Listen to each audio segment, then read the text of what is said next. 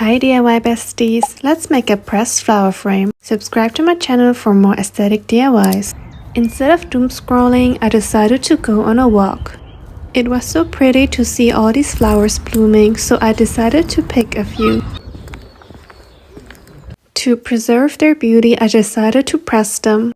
It is really easy to do this. You just need a heavy book, some paper towel, and then carefully placing the flowers between the pages with paper towel to help to absorb the moisture. Repeat this process until you have all the flowers placed between the book pages. Then just close the book and let it dry for around 2 weeks. When I came back to check on them, they were fully dried and still had such pretty color. For the frame, I used a plexiglass frame. Those are from Daiso in Japan, but you can also get glass frames. The only thing that matters is that the frame is see-through. Then take a picture of your choice that you want to decorate.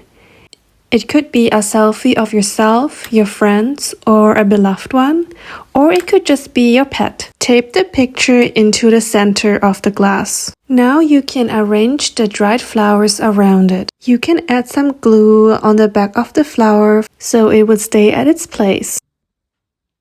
Arrange the flowers around the picture to your liking. You can also add a personal note or message if you plan to give this to someone. I added a little note which I printed out with my Dymo label printer. Once you're happy with your arrangement, you can take the other glass and carefully place it on top. Now just make sure that both sides of the glass are secured. As you can see, this is a really cute and easy to make DIY project. It's definitely beginner friendly, but looks very high quality. I really like that it looks good as a room decor, but it's also a very thoughtful handmade gift. I hope you enjoyed watching this video and plan to go on a walk to pick some flowers instead of doom scrolling. Don't forget to subscribe and like for more DIYs like these.